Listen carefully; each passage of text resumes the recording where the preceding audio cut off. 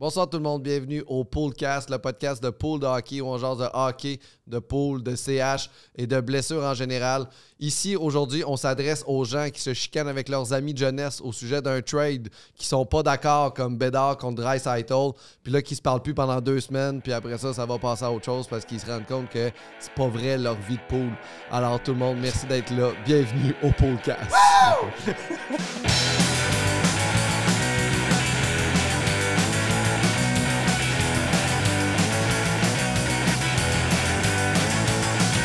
Ça n'a pas de sens. Il y a eu vraiment une grosse chicane là, dans mon pool cette semaine là, de Draisaitl contre Bédard qui a parti le stick charogne partout. Là, tout le monde saillit. On n'est jamais actif vraiment sur le message de groupe chat, là, comme à part pas sur la page, mais là, dimanche, c'était unleash. Là, ça, c'est de la merde. Alors pourquoi t'as accepté ça? Puis là, ça, c'est de la merde. Fait que là, il n'y a plus rien. Puis là, il y a comme les gens un peu plus. On a une formation d'humoriste qui est d'observer la vie. Et là, j'ai utilisé ma formation d'humoriste d'observer les messages de mes amis. Faire comme, est-ce qu'on est nice? Moi, je suis content, ça me rassure parce que je pensais qu'il y avait juste dans mon pool qu'il y avait du drama comme ça à chaque année. Il y a toujours un trade qui met la merde. Puis que là, à chaque année, tu te dis, OK, là, on a instauré un nouveau règlement pour plus que ça arrive. Puis là, après ça, il y a un autre trade puis ça finit jamais. Oui.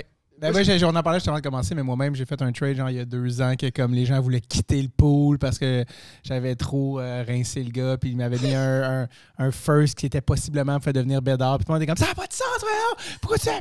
Puis le monde voulait s'en aller, puis j'étais comme c'est fun de voir de quoi les humains sont construits dans la plus grande adversité, c'est le fun. Ben, c'est parce qu'il faut pas qu'ils mettent. Il faut pas qu'il soit fâché contre toi, il faut qu'il soit fâché contre la personne qui a accepté ça. Oui, tu sais, c'est celle-là qui a fait de la gaffe. Là. Il n'y avait pas de crosse, on n'avait pas d'argent sur la table ou de side bet, c'était vraiment genre, je l'ai bien Régent Hall, là, tu sais. Puis... Mais je pense que l'enjeu, c'est que dans chaque pool, il y a des DG qui sont plus weak un petit peu, qui sont plus faibles. Puis c'est un DG expérimenté. Salut Julien, Morneau-Gagnon. Parfait, vas-y. C'est d'avoir un DG expérimenté qui profite d'un DG weak, qui peut complètement changer le marché du pool. Puis là, ça fait en sorte que là, tout dégénère. Fait que c'est ça. Eh bien, là, j'ai pas encore présenté personne, je vais le faire après, mais je trouve que ça fait une question. Comment vous choisissez les gens avec qui vous faites un pool? Je trouve qu'il y a quelque chose qui... C'est comme le passé, dans le sens que comme... genre, mon keeper, pour vrai, si ça fait pas 15 ans, on n'est pas loin. Là. Genre, non, c'est 2004. 2004? Moi, c'est 2004. OK, fait que ça fait plus que... OK, ça fait 20 ans. 2009, nous autres. Fait que t'étais au secondaire. Non, je finissais au secondaire. Nous, on a joué au hockey. On était junior au hockey après. Là. Fait que là, on a commencé ouais, là. OK, cégep. Mais c'est ça, moi, ça date du cégep, fait que genre fin des années 2000. Wow. Puis c'était vraiment un ami puis moi qu'on était encore dedans, qu'on était comme, ça serait fun de partir un keeper. On avait entendu parler de ça, puis on avait comme... Son frère était dans un keeper, puis là, il nous envoyait comme la Bible des règlements. Tu sais, puis il y avait des gars là-dedans qui étaient avocats, fait que c'était comme article 1.1. Oh shit! Ouais, puis là, on était comme, OK, on va comme adapter ça, tout ça. Puis à l'époque, c'était dans un sous-sol avec le Sharpie, puis aller comme... Genre, je prenais genre du papier dans le local d'art plastique de l'école où je travaillais pour mettre ses murs, puis comme de faire ça. Puis le premier pool, le premier draft de l'histoire de notre pool, on a fait une loterie vraiment au hasard. Puis c'était weird parce que c'est moi qui ai gagné le numéro 1. Puis c'était en 2010, je pense, dans ces eaux-là, en tout cas.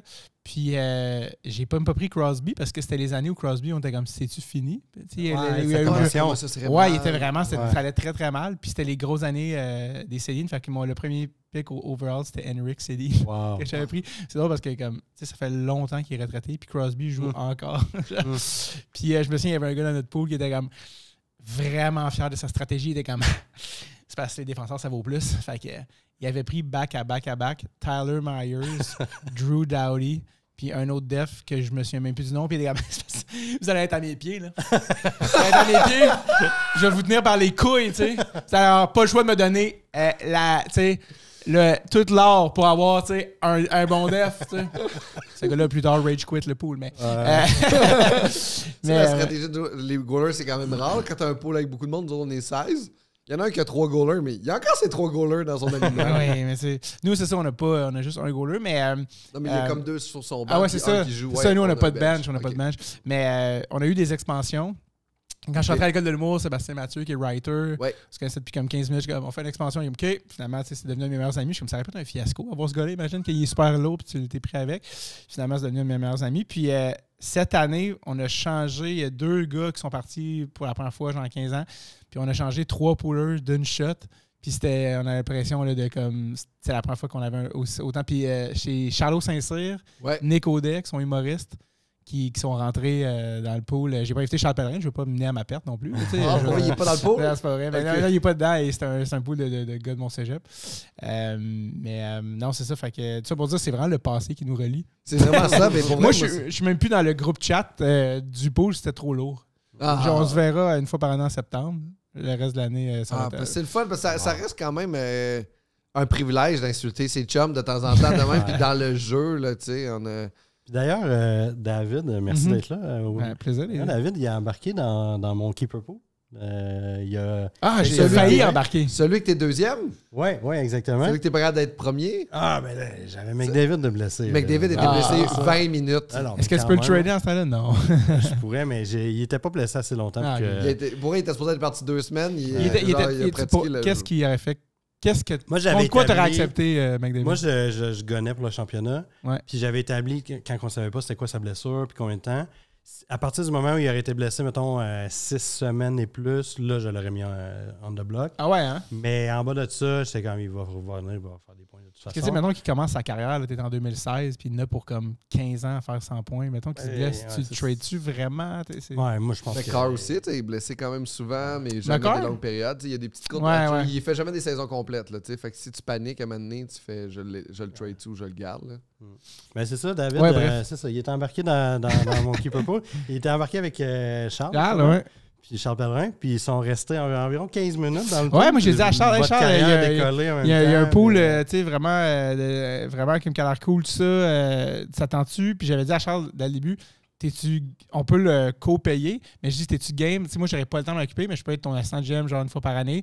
Puis, genre, juste t'aider à splitter les frais, puis tout ça. Puis, il était comme, OK, cool. Puis, le rapidement, il est comme, je vais avoir besoin d'aide. Puis, je suis comme, non, c'est ça, j'arrive vraiment 0 secondes. Puis, il est comme, Chris. Puis là, avant qu'on commence le pool, on fait comme, Chris, on va dire à Marco, quoi. Attends, mais vous allez dans un chalet. Ouais, c'est you. C'est beaucoup de temps. Ouais, c'est ça. Puis, c'est ça, vous aviez plus je pense que, comme à 22 ans, j'aurais été parfait dans l'âge. Mais même mon keeper, que comme à l'époque, je passais genre des heures à essayer des 3-way trades, puis des affaires de même. Aujourd'hui, je suis comme, c'est qui déjà mes choix? Tu sais, comme c'est fou. C'est plus flou aujourd'hui. Tu fais, je t'offre ça, puis ça, t'en dessus. Puis là, c'est J'avoue qu'on met moins de temps aujourd'hui qu'on en mettait. Ce qui est une bonne chose. Qui reste encore quand même dans. Non, mais c'est quand même toi, comme littéralement. Mais toi, c'est parce que c'est rendu aussi un métier, là. T'as ton pool, c'est ça. Mais oui, mais c'est ça. C'est un gros pool qui demande de l'investissement de temps, puis c'est ça. C'est quand même... Fait que je comprenais quand tu m'as dit, en même temps. J'aime mieux le dire avant ta aussi. carrière décoller, tout ça, comme, ils n'ont plus le temps de scouter les jeunes Finlandais de 16 ans. Il y a une fois où Charles est arrivé, et il m'a dit un nom, puis c'est la première fois de ma vie que je connaissais pas le joueur, puis j'étais genre, qui? Il est arrivé ici, là. Il a nommé un joueur de Columbus. Très prometteur, un défenseur, je pense. Non, c'était Gavin Brindley. Gavin Brindley. Ouais. Mais lui, Gavin Brindley qui est à Michigan, lui, il l'aimait beaucoup. Parce que moi, je fais le draft avec lui. Ouais. Fait que là, je peux découvrir ses petits bébés chats un petit peu d'avance. Mais oui, il aimait bien Gavin. J'ai été voir les Blue Jackets samedi au Centre Bell avec mon père. Moi, j'ai Adam Fantilli. Le trade que j'ai fait, finalement, c'est que j'ai eu le second overall. Donc, après Bédard, j'ai eu Fantilli. T'as-tu fait ton pick? T'as-tu hésité Fantilli-Mishkov?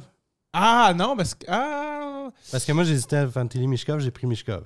J'avais le deuxième aussi. C'était l'année passée, ouais. T'as raison.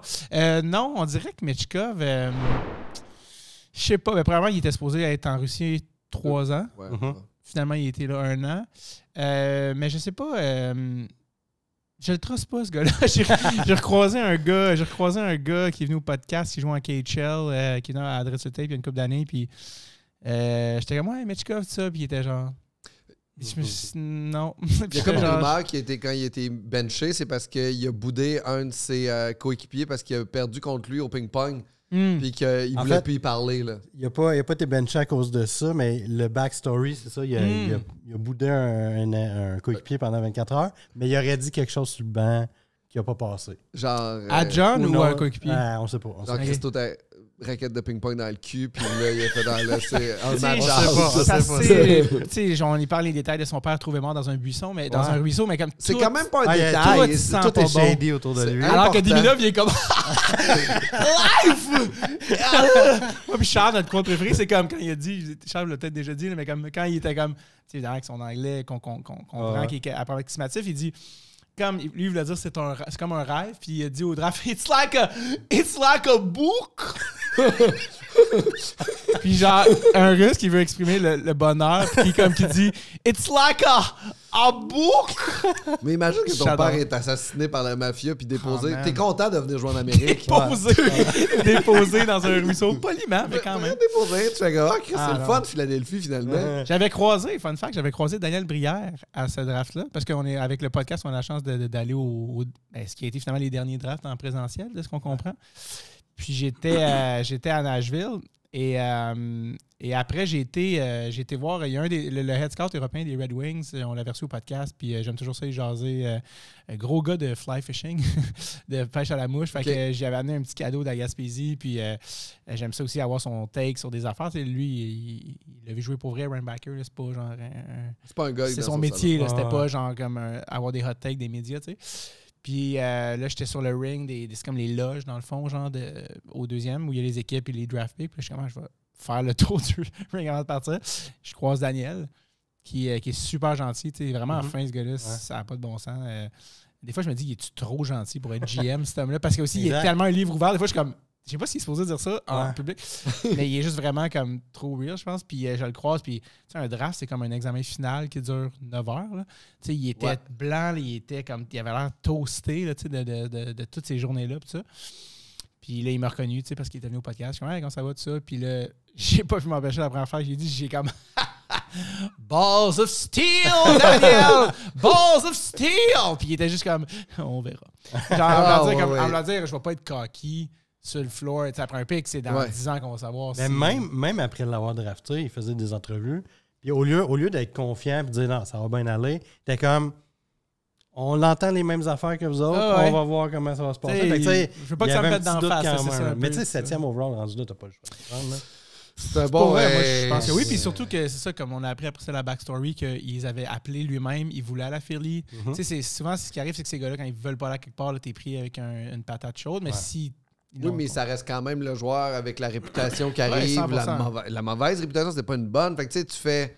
Même s'il veut venir chez vous, puis tu fais ah ouais, c'est un peu un gars qui travaille pas, un fraîchier. Mais moi, je pense, par exemple. Tu le veux-tu vraiment dans ton équipe quand même? Mais il y a une réputation. Il y en a qui expliquent ses comportements parce qu'il est trop compétiteur. Il veut tellement gagner qu'il vient fou un peu. Fait que tu sais, si t'es capable de exemple avec Tortorella, si t'es capable de prendre ça, puis switcher ça, rendre ça positif. Je pense qu'il y a de quoi à faire avec ça. J'avais un ami qui était comme ça, il aimait tellement sa blonde qu'il la frappait.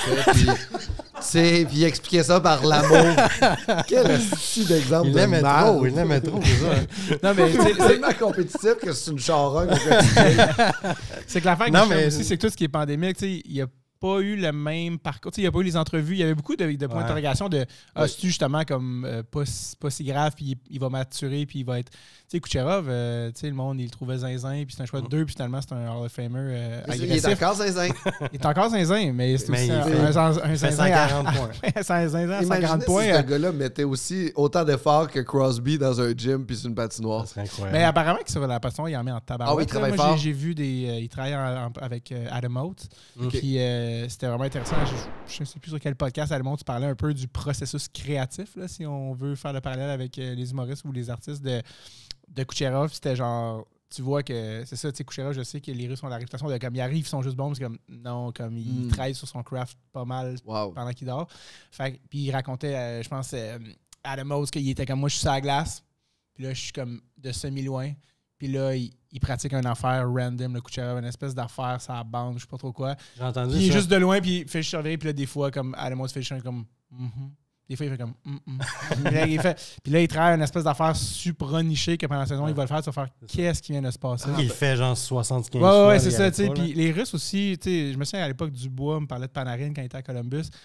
Ils sont peut-être pas autant dans le gym, mais eux, ils croient beaucoup à être sur la glace.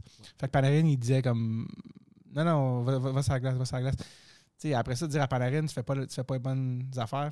je sais pas, tu sais, ça a l'air de bien marcher pour lui, tu sais. Oui, Puis genre, tu sais, fait que je pense que ces gars-là, c'est ça, sont forts en tabarcu. Ces deux joueurs-là en particulier, ils trouvent des lignes de passe et des jeux que tu fais. Tu la regardes avec des caméras d'un gauche à droite, je le vois même pas avec les angles de caméra, comment t'as donné la rondelle à pointe. Vont-ils être permis aux Olympiques, les Russes? Il va-tu avoir une équipe du comité? Je pense pas. Ben, en tout cas, de ce qu'on entend présentement. Parce que tu sais, il y a eu ça, là, après les scandales de dopage, il y avait eu le comité des athlètes russes olympiques. Mais là, c'est comme, est-ce qu'ils vont avoir le droit même de faire ça? Mais là, c'est la guerre en Ukraine là, qui fait en sorte qu'ils sont pas là. Oui, exact. Mais de ce qu'on entend, 2026, ça sera pas là. Comme ça même l'autre d'après. Comme même pas sans le flag. En tout cas, la dernière fois qu'ils en ont parlé, c'était non. OK. Ah merde. J'aimerais profiter de ce moment-là pour saluer. T'as dit comme pas fort. Oh merde. Oui, ben je sais pas si c'est par rapport à la Russie ou par rapport aux gens qui meurent à chaque jour en Ukraine. Les deux, mais je trouve ça plate pour le hockey, en fait. Je trouve ça bien pour les droits internationaux. Je trouve ça fun, pas le fun, mais important qu'il y ait des conséquences contre la Russie. Mais en même temps, on manque tellement du. Tu sais, les goalers russes sont tellement dominants en ce moment que l'équipe russe avec les Panarin, les Kucherov, les Ovechkin, t'as une puis je pense qu'ils ont une défensive qui n'a pas de bon sens. Là, on dirait que je me rappelle plus exactement. Ben, ça a toujours été leur faiblesse. Mais là, ils en ont une pas pire, mais non? C'est qui les gros défenseurs russes en ce moment? Parce qu'ils me venaient pas. Il y a les Bouchki. Je le disais, mais en me disant, j'étais comme, ils ont des excellents goalers, des excellents attaquants, mais en défensive. Sergei Zubov. Sergei Zubov, il revenait, mais non, sinon. C'est drôle, on essaie, Markov et puis là, tu sais, Emeline, tu sais, comme, c'est qui les gros défenseurs? Tu sais, il y avait toujours une défensive de 5 gars de la Ligue nationale, puis un gars de la KHL qui sortait de nulle part, qu'on connaissait pas. Ou il ramenait des anciens, tu sais, des Morozov. Des Zamnov. Et tu sais, justement, j'essaie de penser comme. D'ailleurs, fun fact, la question, savez-vous qui a comme tous les records de points dans la KHL? C'est pas Sergei Morozin. Oui, qui a été drafté par Columbus, qui est jamais venu. Columbus, Puis, qui était. Mais là, j'essaie de penser carrément, c'est qui les gros défenseurs russes en ce moment? Je suis même pas capable de penser. Pavel Mintyukov. Ouais, éventuellement, mais tu sais, il n'y en a pas de gros, t'as raison. Ils ont des gardiens, des attaquants. Les Suédois ont des défenseurs à n'en plus finir. Les Edman, les Dahlin, puis là, mais des top picks. Je suis comme, ils ont des défenseurs russes. Ben là, on est passé Simachev est parti tôt, mais... Il y en a des bons qui s'en viennent, mais c'est ça va qui ça, à qui tu penses? Nikishin qui va être très bon. Nikishin, ok, je pensais que ça faisait référence à Nikita. Mais pour vrai, ils n'ont pas de défensive. Ils pourraient aligner 5 attaquants à toutes les dans quelques années, ils vont être meilleurs, mais ça a toujours été leur... Mais bon, là, profitons-en pour saluer mon co-animateur, Marco Normandin. Bienvenue, Marco. 40 minutes! Bon, on va finir l'intro maintenant. On était dans l'intro. Ah oui, Marco Normandin, pouleur renommé, rédacteur en chef de Absolument Fan, puis aussi... habitant de Joliette, ça c'est à nommer aussi. Saint-Thomas qui est à côté de Joliette. J'aime mieux Joliette. Ouais. Mais très, très content que tu sois là. Merci. David Bocage, comment tu vas mon chum? Ça va bien. On dirait qu'on vient de commencer à tourner. C'est comme, ça tournait pas les 30 dernières minutes. C'est le warm-up. J'ai besoin de... Le warm-up, c'était l'époque dans la vie. OK, on commence. J'ai des rigidités. Puis que là, c'est dans mon truc qu'il faut que je vous présente. Comment ça va? Ça va bien vous-même. Parfait. Merci de l'invitation, je suis content d'être là. Ben, merci à toi d'être là. J'avais fait un épisode de pool avec Charles que Marco avait commandité. Puis là, finalement, on avait putain d'en refaire. Puis là, quand vous avez parti du podcast, j'ai comme enfin la réponse au marché. Ben là, on avait besoin. Mais là, on a tout fait dans le fond l'intro, puis je vous ai présenté après. Fait que ça, c'est quand même intéressant. Fait que tu sais, non, mais c'est un peu déstructuré. Là, mais là j'aimerais ça qu'on parle un petit peu des Canadiens. Hein? Le Canadien qui est dans le mix pour le premier choix au repêchage. C'est ça que ça voulait dire, sûrement le mix. Comment tu trouves ta saison du Canadien, David Bocage, en ce moment? C'était quoi tes attentes, puis où t'es en ce moment émotionnellement par rapport à ça? J'étais au Centre Bell samedi, comme j'ai dit tantôt, donc je suis quand même ça. Évidemment, Charles Pellerin est un peu un scout personnel, parce que Charles visionne tous les matchs du Canadien. Là, après les shows, tout ça, il va revisionner les trucs. Fait que lui, moi, je vois vraiment pas tous les matchs, là, évidemment, mais lui, il suit vraiment la progression des gars. Fait que c'est vraiment intéressant. Ben, honnêtement, moi, ça me fait rire parce que pour répondre à ta question, la première affaire que j'ai le goût de dire, c'est il y a trop de personnes dont le métier, c'est de réagir aux Canadiens. Fait que je pense que ça crée une espèce de snowball de genre... des forums, des podcasts, la radio. Il y a comme de la maladie qui nourrit la maladie. Ça se relance. Exact. Pour savoir qui c'est qui va avoir le plus hot commentaire sur ce qui s'est passé. Exact. Puis moi, je l'ai la solution, puis ça, puis des opinions, puis je suis un peu comme...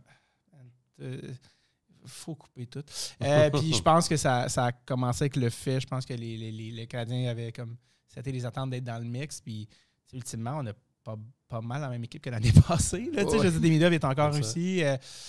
Lainé est blessé. Fait qu'à date, Lainé, ça a fait un méga hype. Ça fait. Ouais, exact. Là, le retour de Dak, tout le monde s'attendait à ce que ça soit le Messi. Mais il manquait un an. C'est ça. Mais le mix puis Lainé en même temps, on dirait qu'ils n'ont pas calculé l'impact médiatique de Lainé arrive. Puis en plus, on dit qu'on est dans le mix. On a dit dans le mix avant d'avoir Lainé. Ouais, c'est ça. Hein, fait que là, avant, je pensais que c'était au tournoi de golf là, où ils set les attentes au début. Ouais, c'est au tournoi de golf qu'ils ont dit mix. Mais il me semble qu'ils en parlaient avant ça. Non, mais plein de progression. Là, mais j'ai l'impression que c'est vraiment au tournoi le de golf. Le terme, le mix, je pourrais pas te dire. Je pense aussi qu'il y a comme une usure naturelle au sens où il n'y a plus l'effet de nouveauté, mettons, de Martin Saint-Louis. Là, ça fait déjà 3 ans qu'il est là. Fait que là, les gens, là, c'est un petit peu moins patient. Là, OK, on peut t'inquiéter une couple d'années. Puis là, tu sens un peu les gens être comme, j'étais au Centre Bell samedi, puis c'était tellement silencieux. Là. J'étais genre... Puis le Canadien a gagné 5-1, mais j'en parle en game, là, c'était genre... Genre, j'étais comme, qu'est-ce qui se passe? Puis je pense qu'il y a comme un peu un genre de, là, finalement, on veut des résultats. Mais tu sais, c'est comme, non, le process est plus long que ça, les amis. Et je pense qu'ils ne pouvaient pas se permettre de dire, on va tanker une autre année parce que le monde ne sont pas prêts à attendre aussi longtemps. Fait que moi, je suis comme, c'est exactement as planned. Puis je suis comme, on veut. Puis moi, on n'arrête pas de dire, c'est vrai, là, tu sais, que comme tu veux que Suzuki puis Caulfield soient tes 3, 4e meilleurs attaquants que tes 2 premiers. Ouais. Mais c'est ça, Demidov s'en vient. Puis l'autre gars qu'on va repêcher top 5, knock on wood, James Higgins, qui regarde pas la rondelle. On a besoin d'un top gars. Ce serait ces gars-là qui seraient ton premier centre. Puis après ça, tu rajoutes Demidov, tu rajoutes. Puis là, t'es comme là, les gars commencent à être. Ryan Backer, ça m'a fait mal aussi. Ça m'a vraiment fait mal pour lui parce que je sais que les gens, des fois, ont déjà une opinion trop forte sur un gars qu'ils connaissent pas. Mais, en fait, sa problématique, c'est que les gens ont été déçus de ne pas avoir Michkov. Exact. Parce que si Michkov était sorti avant, on n'aurait pas ce débat-là aujourd'hui. Exact. Personne ne serait déçu. Mais si au moins Runbacker jouait, on pourrait dire, oui, Michkov rack des points, mais Runbacker va bien à Laval, il a une bonne progression. Charles l'a tellement bien dit, Pellerin, je pense que c'est comme la seule affaire avec Runbacker, c'est qu'il faut qu'il comprenne à quel point il est bon. Il a comme pas la confiance. Il est comme, man, tu jouais en Suisse à 16 ans, tu avais un petit edge physique, tu fais bien. Tu sais, il y a vraiment des atouts, ce gars-là, puis je pense qu'il est comme la personne qui s'en rend un peu le moins compte. Je pense qu'il est comme trop humble, que c'était comme un problème de confiance. Je suis le jeune Autrichien, je m'excuse, je devrais peut-être pas être ici, je prends de l'oxygène qui m'appartient pas.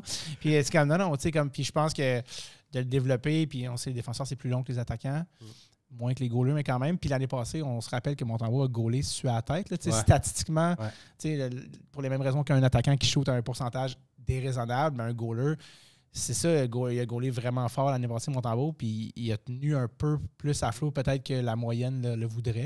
Donc, c'est sûr qu'il y a un retour du ballon, qui donne un petit peu de misère cette année. Il dominait, Montembeault, il dominait la ligue dans le nombre de matchs volés. Complètement, puis c'est pour ça que son nom est encore dans la discussion pour le Four Nations. Puis moi, j'espère que Jacob Debèche va voir des games à Montréal. C'est ça que j'allais vous demander. On en rappelle-tu un?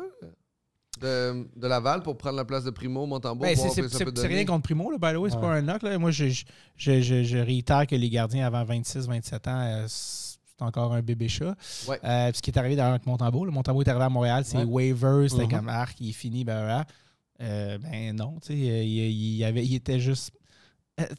Carey Price, qui est un talent générationnel de gardien de but, qui est un 5e choix au total, ça a été long, Carey. Là. Il a gagné la Coupe Calder jeune, puis là, ils ont fait OK, il est prêt.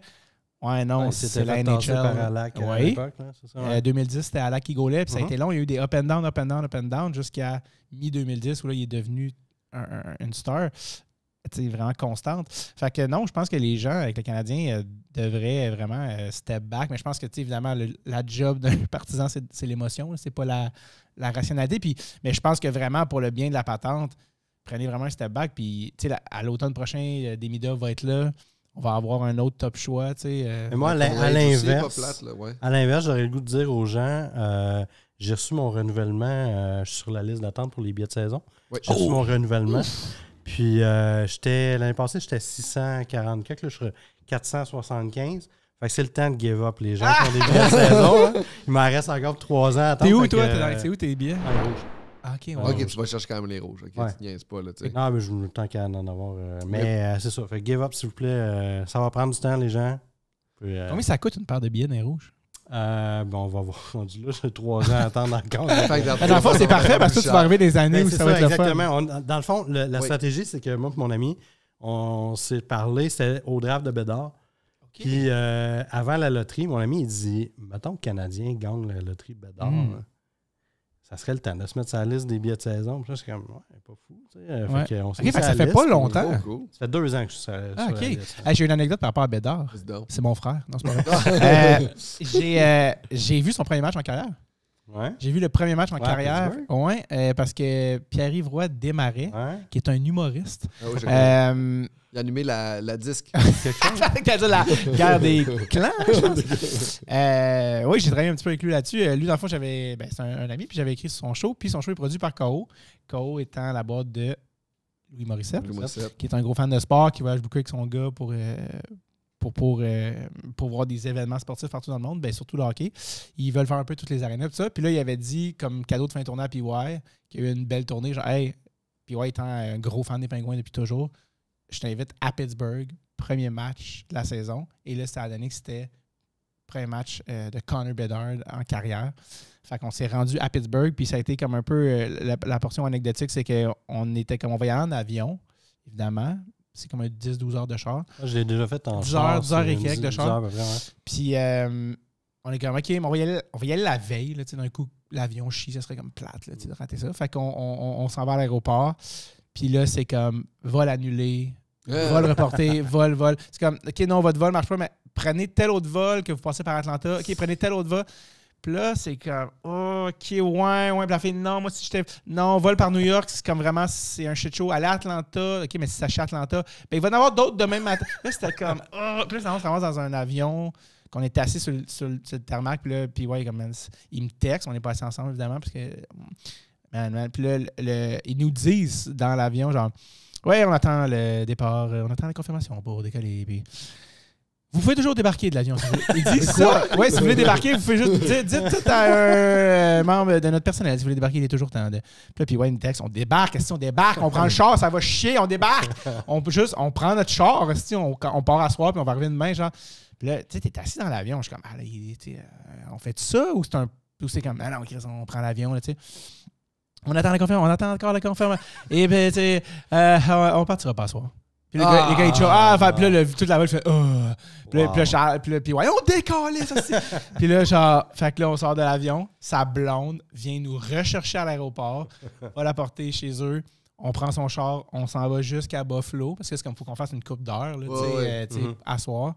On dort à Buffalo, puis le lendemain, drive jusqu'à Pittsburgh. Louis lui arrivait de la Floride. Puis on meet là, puis Louis est arrivé comme genre, somme toute pratiquement tête avec la game. Puis on l'a fait, puis on est revenu en char. Puis là, il est comme, faut qu'on je revienne parce que j'étais à Martin Matt en direct. Parce que le Canadien faisait leur première game de la saison à Toronto. Puis là, j'étais comme, on pourrait arrêter. On monte, puis là, il était genre, hey, je sais pas si je vais être. Il était blanc comme un drap, il était toasté, man. Il a conduit le way back, on était brûlés. Puis finalement, on est revenu à Montréal, mais on a vu là. Puis on a réalisé à Pittsburgh que son frère, à PY, était à Pittsburgh, mais il savait pas. Il est comme, yo, j'étais à la game, tu devineras jamais. Il est comme, moi aussi, tu niaises. Genre, puis on s'est vu après, genre, comme. Puis, fait qu'on est allé voir la première game. J'ai même une de la POC, là, tu fais acheter la merch, tu sais, 87, 98, première game, ouais. Puis comment tu l'as trouvé, Bédard, son premier match live sur la patinoire? Comment tu trouvais ses habiletés, ses skills? Honnêtement, genre, c'était It's a Blur, là, ce stade-ci, c'était comme, mais tu sais, c'est drôle, l'arbitre qui était manqué, là, comme, Hey Sydney, hey Connor, rock on the league. Oui. Mais non, il est fort, tu sais, il est vraiment pas gros, c'est vraiment fascinant, mais il est tellement skilled. Penses-tu que son poids va faire en sorte qu'il va pas atteindre les 110, 120 points comme on pense? Est-ce que ça va le limiter à long terme? Je pense pas. Je sais pas, tu sais, genre Patrick Kane a vécu sa vie, tu sais, puis Connor Bedard va-t-il être sur le Four Nations, Connor Bedard? Moi, je le vois comme 13e attaquant. Moi, je garde mon hot take pour le Four Nations. On en parle en plus tantôt. Là, on l'a le segment-là. Mais en fait, moi, ce que je voulais savoir avant, c'est le Canadien va sûrement repêcher haut encore cette année. Là. On se le souhaite, en tout cas. On est-tu excité par le pool de joueurs disponibles cette année? On peut-tu amener Charles sur la ligne? Je ne connais pas encore beaucoup les gars. James Higgins est fascinant. Je sais pas si vous avez vu des extraits. Il ne regarde jamais la rondelle. C'est comme qu'il est vraiment... Tu sais, puis quand on parle de son numéro 1, c'est comme... C'est pas mal ça. Il y a l'autre gars aussi. Suzuki, c'est Michael Mesa aussi. Suzuki, c'est un très bon joueur que, justement, pourrait-il être sur le Four Nations? On y reviendra, tu sais, comme quatrième centre, tu sais, ou tout ça. Mais c'est un très bon joueur, mais c'est que les équipes championnes sont tellement élites. Tu sais, quand tu as des Kopitar, des Crosby, des... justement, c'est qui a la coupe? Tu sais, des Eichel, c'est tellement fort que... Tu veux pratiquement que Suzuki soit ton deuxième centre. Dans un monde idéal, c'est ton deuxième centre. Exact. C'est pas un knock contre Suzuki. Les gens le voient comme un désaveu ou pas du tout. T'sais. Pour la même raison que Caulfield, c'est un excellent joueur c'est un joueur top 6. Est-ce que c'est ton meilleur ailier dans un monde idéal? Non. Dans un monde idéal, tu as des alliés. Et moi, j'aurais pas pensé. Imagine si Caulfield avait été drafté à Colorado. Là. Il serait crampé. Là. Ça serait justement un cas de... Ça n'a pas de crise de bon sens. Genre, ben oui, feed-le sur le powerplay, puis fait que c'est comme... c'est ça faire, ben Demidov... Ce serait triste s'il était à Colorado. Ah, man. Ce serait tellement malheureux. Ce serait heureux pour eux. Oh, oui, mais tu sais, t'as juste McCarr, McKinnon, puis Rantanen fait bon, on va lui donner le puck. Là. Ah ouais, ben tu sais, Lekonen est devenu un joueur de premier powerplay à Colorado, puis... Oui. Pas de manière... il l'a pas volé, là, dans le sens qu'il peut être sur le bumper, il peut être... Je l'ai pris dans mon pool cette année, d'ailleurs. Il revient-tu, là? On dirait que c'est comme... Il est revenu, OK, parce que j'ai vu qu'il revenait, mais j'ai pas été voir... Mais Hyman, 57 buts l'année passée, là, tu sais, ça... Zach Hyman? Ouais, Zach. Ouais. Mais là, il semblait... Là, il est revenu lui-même. Ouais, là, tout le monde était comme... C'est sûr qu'il va aller au Four Nations, un peu à la Chris Kunis Crosby aux Olympiques. Puis là, finalement... Je sais pas s'il est assez chaud. On pense-tu qu'il va revenir, Zach? Ou oui, là, c'est peut-être pas au il est peut-être 50 buts. Je pense que... tu penses que ça va se... ouais. S'il en fait 40 par année. Parce que, en fait, en termes de expected goals, la statistique avancée, Edmonton sont derniers. Fait que, tu sais, ça dit que c'est une question de temps avec qui pick up. Là. Fait que, tu sais, je veux dire, ils ont été vraiment malchanceux en termes d'expected goals. Fait que ça va juste se rétablir. Penses-tu que ça va être assez pour aller aux Four Nations? Ben moi, je pense un peu comme Kunis Crosby. Là, je pense qu'avec McDavid, ça prend un joueur complémentaire. Plus de chimie. Juste à cause de ça, je serais pas surpris plus un Bédard. Parce qu'il y a quand même des qualités défensives. Là. Okay. Mais un Bédard à l'aile serait pas plus intéressant sur une ligne offensive qu'un Zach Hyman. Ben, il manque d'expérience. Là. Moi, je le mettrais comme 13e attaquant. Pas le même style aussi. Tu mets un petit peu partout dans le line-up pour lui donner de l'expérience aussi. Zach Hyman est très rapide. Ouais. Puis il est très nord-sud. Il est très. Il est quand même, je pense qu'il est quand même assez rough aussi. Il est capable d'en prendre. Bédard est quand même encore un Bambino. Il ne faut pas oublier que les gens, mettons, ils font leur line-up de Team Canada. C'est pas une équipe d'étoiles, il faut monter. Là. Ça prend des gars qui peuvent jouer sur le piqué, qui peuvent jouer défensivement. Steve Eisenman, Steve Eisenman, quand il avait laissé Martin Saint-Louis de côté, il disait la job, c'est pas de prendre les 13 meilleurs attaquants, c'est de prendre les 13 bons. Ça prend des rôles spécifiques. Les gens oublient qu'on a gagné des médailles d'or olympiques avec Brandon Morrow, avec Mike Richards, 104.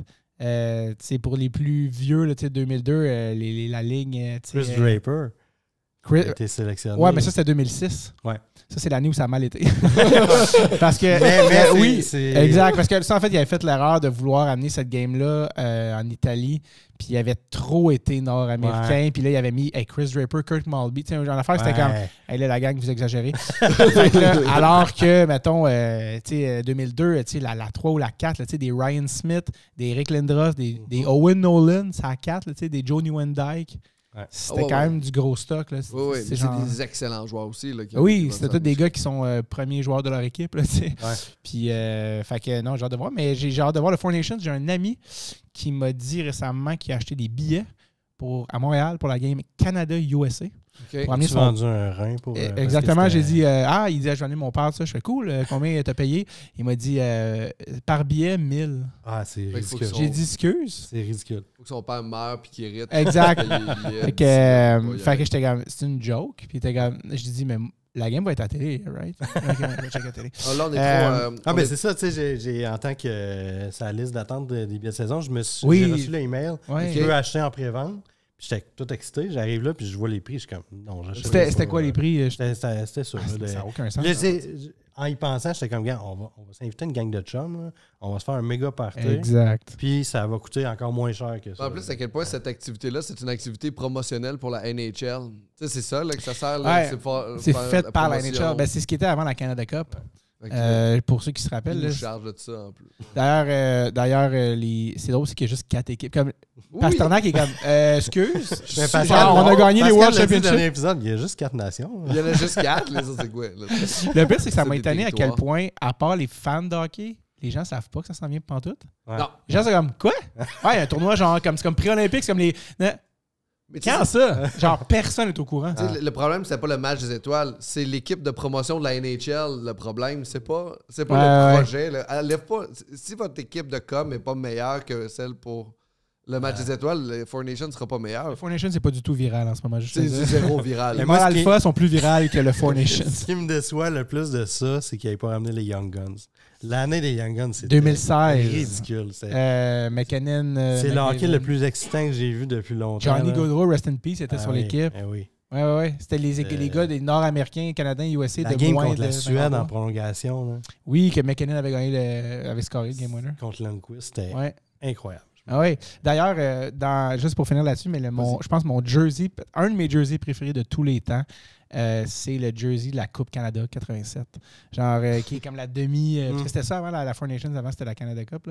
C'était la demi-livre, ça, avec Canada, puis genre les pants bleus. Ouais. Asti, je sais pas pourquoi, je trouve ça malade. J'aime ça qu'ils le ramènent pour. Je sais pas si c'est les Olympiques ou quoi. Là, parce que, à ce temps, les jerseys, on dirait qu'ils sont tous faits par des robots. C'est toute la même. C'est quoi, là? Qui aime ça, la couleur argent tant que ça? Calmez-vous, là. Le chandail des Trashers était tellement beau. C'est ça qu'on essaie de dire en ce moment. Penses-tu du baby blue? Oui, le bleu.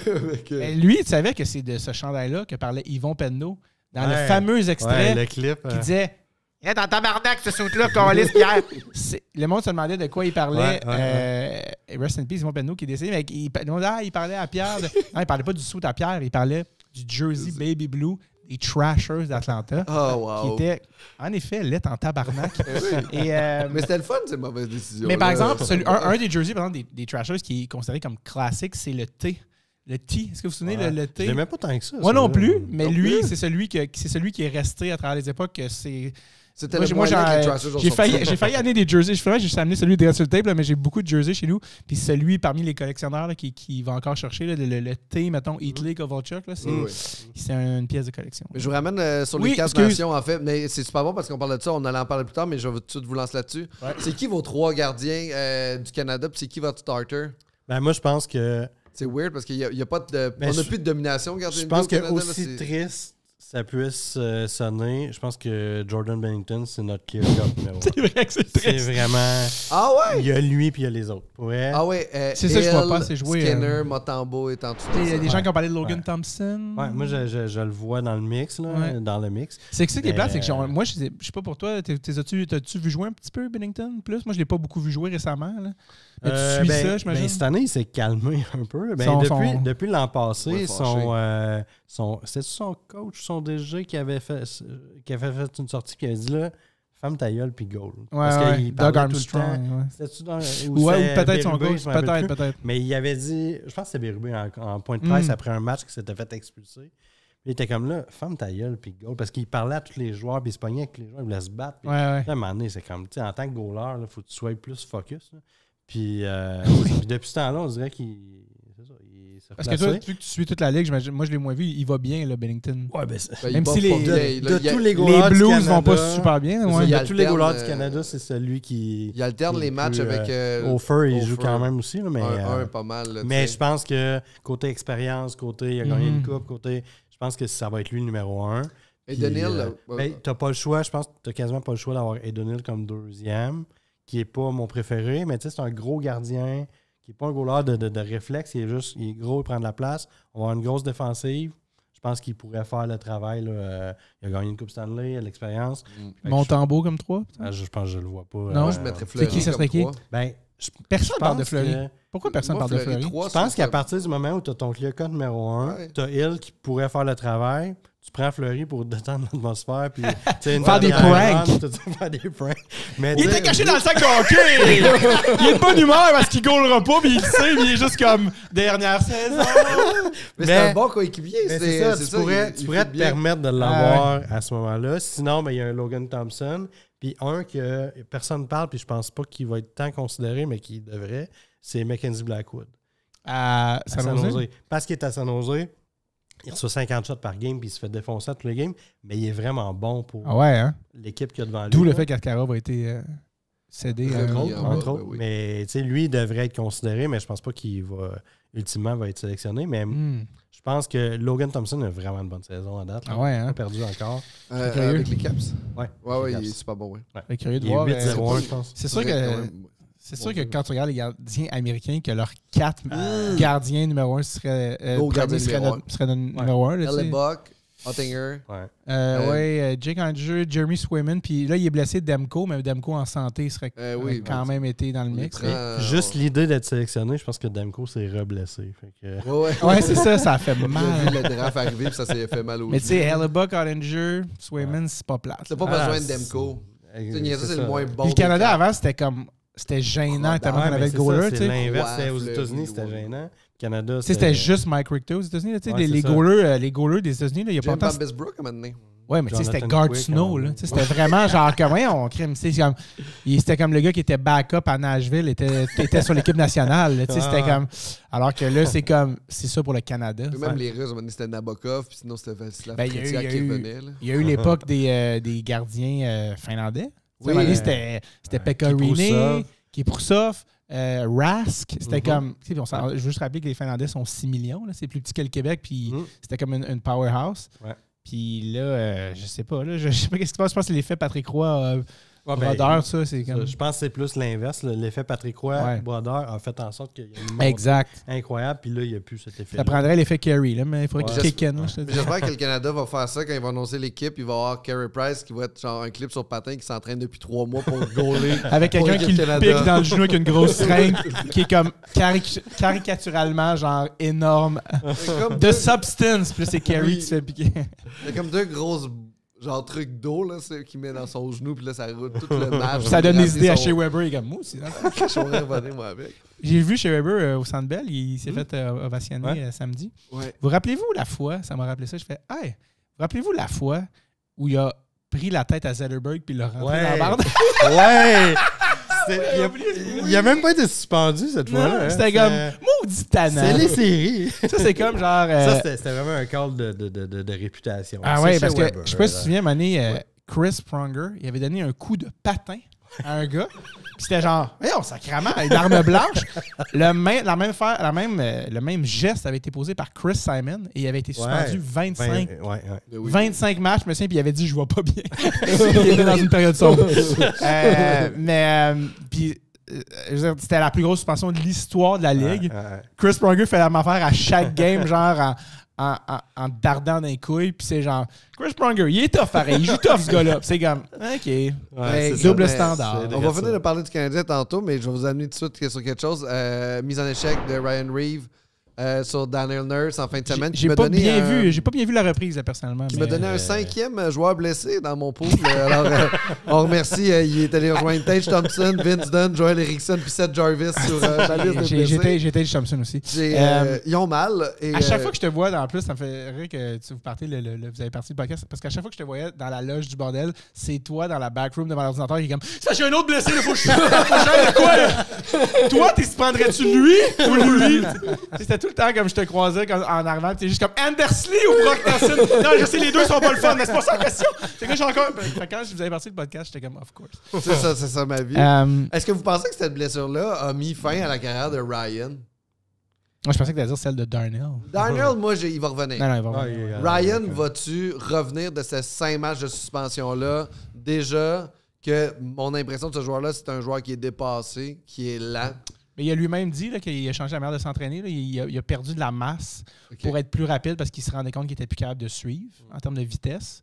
Parce que la Ligue a tellement... D'ailleurs, je vais pas me demander, est-ce que la Ligue va plus vite? Quand je vois Gallagher qui joue, je me dis, est-ce que la Ligue a plus augmenté de rapidité ou il a plus ralenti? Parce que ça va quand même dans les deux bords. Là. Ouais. Je sais qu'une game de 2014, là, C'est plus ça, là. Non. Va voir la finale de 2012 des Kings. T'es comme, qu'est-ce qui se passe? C'est plus ça, là, OK? C'est juste plus ça. Ouais. Ça va moins vite, le style.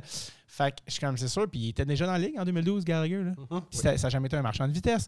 Puis là, il est brisé, tu vas me dire, mais comme ça a tellement augmenté. Puis fait qu'un gars comme Ryan Reeves, tu sais, qui est dans la ligue, c'est déjà. Mais ouais, c'est ça, il l'a vraiment pogné à la tête. Là. Est-ce que cheap. Le menton. mais il là, l'avait-tu, c'est parce qu'il l'avait visé?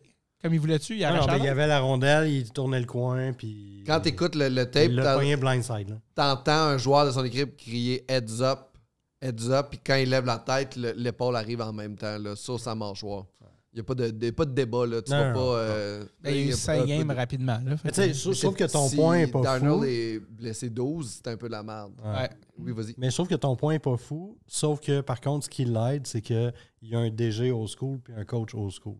Qui aime ça, Berube, il aime ça, des fighters. Fait que je pense que juste pour ça, ça va faire en sorte qu'il va avoir encore des chances, mais oui, je pense qu'il ne peut pas se permettre là, de faire ça trop. Parce que je sais pas, encore une fois, je suis pas assez les Leafs, mais comme il n'y a pas très longtemps, défensivement, c'était un problème, là, Ryan Reeves. Quand il était sur la glace, comme coach, je sais pas à quel point tu peux le mettre sur la glace. Puis quand il parlait, mettons, Adam Oates, il parlait qu'il travaillait avec un de ses clients, c'est Adrian Kempe.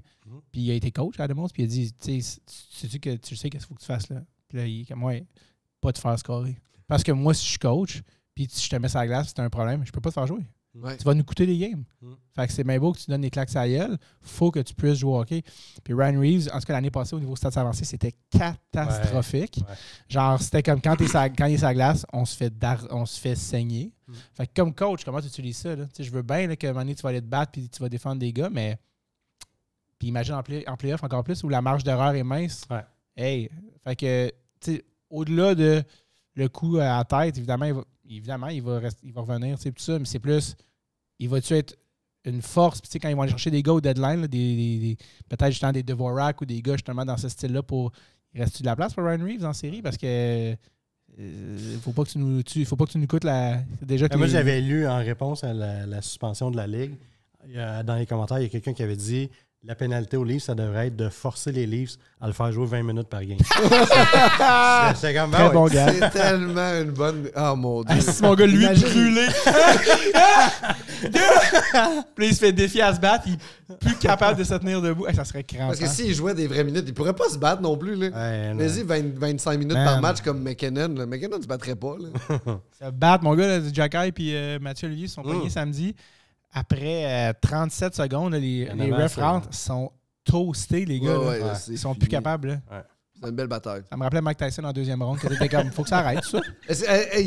Pour vrai, de plus en plus, il y a des gens qui fixent des clips de ce combat-là puis qui montrent à quel point c'est arrangé. Que genre Mike Tyson a clairement une shot puis il décide de pas le faire. Au premier round, il a donné un direct sur le nez, puis là, Jake Paul a perdu l'équilibre, puis là, il a fait « Oh shit, faut que je m'en retienne. » Tu penses-tu? Il y a plein de clips qui montrent, genre, Mike Tyson se tasse, puis ses réflexes sont là. Tu sais, ça reste des réflexes de boxeur. Il n'y a plus les jambes, là, mais... Il est là, le clear, le gauche, là. Tu penses qu'il aurait pu... Ah ouais, il décide de pas... je pense qu'il a lancé 18 coups de poing, là. Ouais, ça, c'était ridicule. Ça n'a pas de sens. Il y a tellement de... Puis moi, je l'ai écouté, puis j'étais comme... Si, il va pas bien. Puis à un moment donné, ils ont pris tout séparé. Tu fais... Ah, ça, il tentait... Il pouvait pas le frapper. Pas... C'est sûr, c'est scripté. Tu penses, oui? Comme Yvon Michel. Qui a fait une sortie. Parce que moi, quand le voyage, j'étais comme, il est-tu juste vraiment. Il y a 58 ans. Là, il avait l'air d'un monsieur. Surtout dans les jambes, comme, il peut plus jumper droite-gauche. L'équilibre n'est plus là autant. Mais il était capable quand même, quand il a commencé le combat, tu as vu, OK, là, il est supérieur. Il a lancé une gauche. Jake Paul était un peu en arrière. Il a fait, oh shit. Parce que première Mike Tyson a fait, oh Chris. Puis là, il s'est refermé parce qu'il fait comme il est vraiment pas solide. J'ai l'impression que ça a été ça dans sa tête. Je connais tellement rien à la boxe en même temps. Mais c'est une grande tristesse. J'espère qu'un jour, il va se pogner contre Arthur Beterbiev. Puis là, lui, il fera pas de deal parce qu'il est champion. Puis là, il va il faut juste se rappeler à tout le monde que Mike Tyson, dans son prime, a renvoyé Jake Paul aux soins intensifs. C'est comme... en 20 secondes. Ça aurait été dangereux. Puis je pense que Jake Paul n'aurait pas été sur le ring avec un mic en train de danser à 40 millions. Il n'aurait pas fait des petits saluts. On va revenir aux Canadiens maintenant qu'on a clearé Daniel Nurse. Le Rocket premier. Quelle saison du Rocket? Est-ce que le Canadien de Montréal est une excellente équipe de la Ligue américaine puis qu'on a juste des très bons joueurs de la Ligue américaine dans notre équipe? C'est quoi l'espèce d'équilibre qu'on a. Ben, la Ligue américaine, probablement, il y a un maximum de joueurs professionnels. Là, pas de joueurs professionnels, mais de joueurs qui ont un certain nombre de games. Ouais, c'est quoi, 4 que tu peux avoir? 4 ou 5. 4 ou 5, fait que ça reste, c'est une ligue de développement parce que tu peux pas juste. Mais ça reste que c'est une ligue que les équipes qui gagnent, les gars, souvent les gros joueurs de ces équipes-là, tu n'en entendras jamais parler. Là. C'est des éternels. Exact. Puis des Tom Kostopoulos. Ben, Tom Kostopoulos a eu une belle carrière NHL, somme toute, là, mais des Corey Locke de ce monde. Et donc, on avait un aussi, Brandon Gignac. Brandon Gignac, mais tu sais, je pense que c'est quand même cool d'avoir ça. Moi, je trouve ça intéressant. Puis en plus, il n'y a pas Ryan Backer, mais tu sais, Dobesch, moi, je pense qu'on a des chances de le voir. Tu sais, Ryan Backer éventuellement. Mailloux, je sais pas à quel point il travaille sa game défensive, mais clairement, il prend du galon, il prend de la confiance. Moi, Charlot Saint-Cyr n'arrête pas de me parler de Davidson. Et quand même, moi, je l'aime vraiment, Davidson. Là, comme c'est ça son hot take à Charlot. Tu sais, Joshua Roy, c'est encore un de nos petits gars qui va monter dans. C'est le genre de gars que je vais avoir un contrat de 2 ans, première année two-way, deuxième année one-way. Puis de monter tranquillement. Mais comme Joshua Roy, il avait vraiment sa place. Fait que lui, c'est tout bon, ça. Là. Ouais. Puis c'est qui nos autres? Ben, Owen Beck. Owen Beck, ça s'en va. Tu sais, Jake Evans est en fin de contrat. Ouais. Est-ce que Owen Beck. Jake Evans, c'est comme un autre très bon. Là, cette année, il est vraiment très bon. Mais moi, ce que je vois, ce que je retiens de tout ça, c'est que tous ces joueurs-là, quand toutes les pièces vont tomber en place avec le Canadien, ça va devenir des joueurs complémentaires. Oui, 3e, complètement. 4e trio, 5e, 6e défenseur. Oui, 100%. Ne nous mentons pas. C'est ça. Est-ce que Mailloux, est-ce que certains vont être des pièces dans des échanges? Ouais. Moi, je pense que c'est intéressant aussi de voir le développement des gars comme Méchard. Je sais que Méchard, c'était comme rapidement, il y a eu un petit peu un genre de fuck, qu'on a pris Méchard. Mais puis c'est dur de le voir fitter dans le long terme, là, où c'est quoi sa chaise à. Il est quoi, 5 pieds 10? Il n'est pas énorme, fait que je pense pas qu'il va être top 6. Fait que il allait bien, Méchard, quand même. Mais c'est ça, c'est un joueur que s'il n'est pas top 6, il n'est pas tant utile. C'est dur. Puis il ne sera pas top 6 dans une grosse équipe. Ben, c'est ça. Je pense qu'il va éventuellement va se faire échanger. Là. Je serais pas probablement. Si après ça, est-ce que c'est à la 3e, il va être vraiment utile? Je l'espère. Mais c'est le fun de voir les gars se développer. Pascal Vincent aussi, moi, je ne le connaissais pas énormément. De le voir dans un rôle comme ça, développement, c'est cool là, de voir. Puis heureusement aussi, on oublie, mais c'est quand ça, il est déjà à Montréal. Ça, c'est cool. Demidov, il y a quelqu'un qui avait demandé à Charles, à quel moment peut-on voir Demidov à Laval? Puis il est comme jamais! Je pense pas qu'il va passer par Laval. Non. En tout cas, on l'espère pas. Slaffer n'est pas passé par Laval. Fait que ici, ça, c'est quand même, il ne faut pas oublier que ces gars-là sont venus direct à Montréal, ce qui n'est pas rien aussi dans notre corps. Fait que moi, je trouve ça vraiment cool. Moi, j'aimerais ça aller les voir. J'aimerais ça aller voir les gars jouer. J'y vais justement cette semaine, mercredi, dans mon forfait de billets de saison de liste d'attente. Je paye à chaque année, mais ils me donnent 2 billets pour le Rocket. Fait que j'y vais cette semaine. Mais j'ai hâte de voir ça. Mais tu sais, dans tous les noms qu'on nomme de futur du Canadien à Laval, j'ai l'impression que la plus grosse pièce pour le futur du Canadien, c'est peut-être Pascal Vincent, qui pourrait éventuellement être le successeur de Saint-Louis. Je pense que c'est quasiment un automatisme. Quand Saint-Louis va être tanné, il va s'en aller. C'est-tu à qui je pense, moi, des fois? Puis là, en plus, c'est drôle parce qu'il est comme apparemment sur le hot seat, mais je me dis, c'est comme inévitable qu'un jour, Jim Montgomery coach à Montréal. C'est un Montréalais qui parle d'ailleurs français.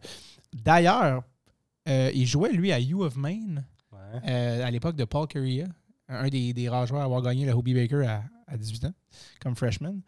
Et si vous n'avez pas vu ça, c'est malade. Il y a un docu où ils ont suivi cette équipe-là qui est considérée comme peut-être comme une des meilleures équipes college de l'histoire. Parce qu'il y avait aussi Gard Snow, Dunham, Mike Dunham, il y avait les goalers, il y avait les jumeaux Ferraro qui ont joué aussi à NHL. Il y avait une grosse équipe college. Et ils ont suivi ça dans les années 90. Puis il y a quelqu'un qui les a mis sur YouTube, genre par clip de 12 minutes. Là, mais c'est comme. Puis le gars qui est l'animateur, c'est lui qui faisait la voix dans les jeux de NHL. Puis comme Hi, I'm Gary Thorne. Puis là, t'as comme Paul Kariya, genre 18 ans, qui aime. Puis comme là, ils vont souper chez quelqu'un. Puis ils ont suivi le documentaire toute l'année, cette équipe-là. Puis Jim Montgomery, c'était le capitaine. Je pense qu'il était rendu senior à ce moment-là. Qui n'a pas été échangé dans l'échange de Guy Carbonneau, je pense. Jim Montgomery. Il était à Saint-Louis. Exact. Tout ça pour dire, Jim Montgomery aussi, c'est un gars très structuré aussi. J'ai hâte de voir à long terme. Il a fait des miracles avec les Bruins. Ouais, pour vrai, les gens. Cette année, c'est l'année que les Bruins tombent. Non, jamais. Tout le monde veut qu'il tombe. Et il tombe pas. Exact. Même quand il était à Dallas, il était vraiment bon. Oui. Son problème d'alcool, il faisait sa job. Mais il était vraiment bon quand ils l'ont clairé. Il aurait eu une bonne saison. Est-ce que tu penses que Saint-Louis moi, je pense que Saint-Louis, il y a zéro pression en ce moment, dans le sens que les gens partaient dans l'espèce de ah là, qu'est-ce. Non, je pense que comme c'est pas encore significatif. Saint-Louis va décider quand il va partir. Oh non, il se fera jamais éclairer. Là. C'est vraiment lui qui, quand il va cette année, il va dire. Il va s'entendre avec Kent Hughes, mais non, jamais il va se faire congédier, à mon avis. Est-ce que Pascal Vincent va monter comme assistant à un moment donné? C'est peut-être un head coach, fait que peut-être ils vont attendre de faire le switch. Là. Ça vaut-tu la peine de l'amener comme assistant coach? Puis en ce moment, ce qu'on semble comprendre, c'est que peut-être de l'expérience dans le banc. Je pense que c'est peut-être ça qu'ils aimeraient amener d'un assistant. Justement, j'ai eu une nouvelle, moi. C'est une nouvelle que j'ai eue. On dirait que t'inventes un mensonge. Pourquoi t'as des wordings d'enfants de 4 ans? Ce que je veux dire, c'est on a vu Martin Saint-Louis, Kent Hughes, manger à Seattle avec Tommy Lee. Tommy Lee Jones. Parce que quand tu parles de Kent Hughes, ça m'a fait penser, j'ai été voir, je pense que c'est il y a 1 an ou 2, la première game de la saison avec Pierre-Yves Rodémarais, puis on est allé voir contre les Leafs au Centre Bell. Puis on est allé après ça prendre un verre. Il y a un bar pas loin du Centre Bell qui s'appelle Old Orchard, je pense. Non. Okay. En tout cas, il y a un bar sur de la montagne qui est un genre de vieux Irish pub dont le nom m'échappe. Sûrement Old Orchard. Ouais, mais je sais pas si c'était quoi. C'est une affaire de même. Ça, c'est une plage aux States. Old Orchard. Oui. Non. En tout cas, il y a un bar même dans le DJ, c'est pour ça. Puis on va là, puis on prend un verre, puis je pense qu'on est avec Python, je sais pas trop quoi. Puis là, ils sont comme, ouais, à 11h, comme, on ferme à 11h. Puis on dit, à 11h, tu sais, comme, quel bar ferme à 11h, tu sais, comme downtown, genre. Puis le bar se vide comme tranquillement de ça. Puis les Canadiens avaient gagné la première game cette année-là. Là. Puis qui se pointe à la table à côté de nous? C'était Kent Hughes, Jeff Gorton, Martin Saint-Louis. Et Gérard Galland. Et Gérard Galland. En tout cas, une photo de Gérard Galland. Il y a en carton comme ça. Non, puis on était comme, what? Genre, puis c'était vraiment weird. Puis là, ils sont juste venus comme prendre un verre pour comme célébrer la première game de la saison, prendre victoire. Puis on était comme. Puis ouais, il avait été fou du roi à tout le monde en parle quand Martin Saint-Louis est allé. Puis il était comme, nope. Genre, impossible, j'allais parler. Genre, il se souviendra pas, anyway. Puis dans un concours de circonstances des plus weird, il y a eu une panne d'électricité. Ça a juste fait comme. On était dans le noir, dans le bar. Le monde sont comme, OK. Puis là, je suis comme, si on se met tout nu, comme tout le monde va le faire. Personne ne le fait finalement. Non. Fait que là, on a juste comme. Le monde sort leur flashlight. Là, c'est weird. C'est-tu un sketch? Genre, on a-tu un show animé par Pierre Hébert? Pourquoi, genre, comme, qu'est-ce qui se passe? Puis là, les flashlights, puis là, il y a un gars qui les a reconnus. Puis c'est comme, tu sais, il va pas leur parler, là, tu sais. Puis il y a un sens de fan un peu comme, yo! Puis il est allé leur parler, genre, avec la flashlight. Comme, je pense qu'il est allé demander une photo avec la flashlight. On était genre, oh my god, genre, c'était tellement. Puis tu sais, Jeff Gorton, il est genre, comme face un peu de petite souris, là, comme. T'es comme. Okay. Je suis en société parce que j'ai pas le choix, j'ai le coup d'être à la maison. Là. Fait que c'est juste tellement awkward, genre ça, mais ouais, j'étais en qui, il vient vraiment prendre un verre au bar à côté de Centre Bell. Cool. Après, ouais, comme... Moi, j'ai croisé Martin Saint-Louis au Costco de 125 à Rawdon. Au Costco? Casse-croûte 125. Au Casse-croûte. C'est une petite pataterie sur le bord de la 125. Il était là, il mangeait avec un monsieur. Gérard Galland? C'est-tu Gérard Galland? C'était. Le père de Gérard Galland. On va faire le tour on revient dans la dimension pool. J'ai comme perdu ma swing. T'es donc bien radio-canadien comme et théorique dans ton animation. Nous revenons à la section pool du podcast. Alors maintenant, il y a quelques joueurs qui produisent au-dessus de leur capacité. Qu'en pensez-vous? Croyez-vous qu'ils vont maintenir ce rythme jusqu'à la fin de la saison? Je pense pas que Martin Necas va produire à 145 points jusqu'à la fin de la saison. Tu penses que Martin Necas va ralentir? Wow, j'ai comme l'impression que oui. Mais tu sais, c'est quand même prévisible qu'il y ait une augmentation de production. Mais une grosse, parce qu'il allait avoir du PP1 qu'il n'avait pas l'an passé. Puis il avait déjà fait du 70+. Mais à ce point-là, c'est comme il produit... C'est du McDavid-like, c'est stats. C'est un petit peu élevé. Mais en même temps, sais-tu aussi, il bénéficie du fait que tout le monde maintenant, il surveille AO, surveille Chefnikov, fait que ils ont d'autres joueurs, fait que là, il y a plus aussi d'ouverture sur sa façon pour lui. Il joue avec Kéké sur le deuxième trio, mais non, il y a du PP1. Kéké, mon père il va quand même. Ouais. Bien. Ouais. Ben, sur la glace, là, personnellement, je sais pas, mais sur la glace, il va bien. Ouais, c'est comme. On dirait qu'il mais l'année passée, il a bien starté aussi. Il était quasiment 15 en 15. Ouais, c'est après. Ça, il a comme disparu. Mais non, so far, so good. Là, avec Necas. Sinon, Travis Konechny. Konechny. Ben, 22 points en 18 matchs, c'est pas dégueu. C'est-tu des Flyers qui ont dit que Travis Sanheim serait peut-être un dark horse pour faire le Four Nations pour Team Canada. C'est ce que j'ai entendu? Il y a une très bonne saison, en tout cas. Ouais. Défenseur, là, Sanheim. Une bonne défensive, pareil, mais... Sanheim est défenseur, je suis pas fou. Oui. Okay. Mais il y a vraiment une bonne saison. Apparemment qu'il était on the radar, parce qu'on n'aurait pas pensé il y a peut-être 6 mois. Ça fait du sens. Comment ça se passe pour Connect-Me? Il y a quoi, 22 à 18?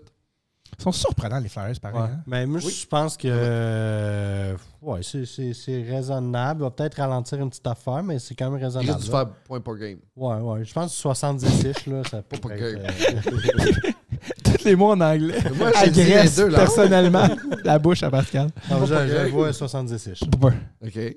Kirill Kaprizov, 31 en 17 matchs. Ben, tout ça peut avec lui. Lui. Hey boy, Kirill. L'année passée, il a fait genre 9 points dans la première moitié de saison. Puis après ça, il a fait maintenant, j'ai du plaisir. La rumeur veut que lui, il a les yeux sur une chose, c'est Chicago. Là.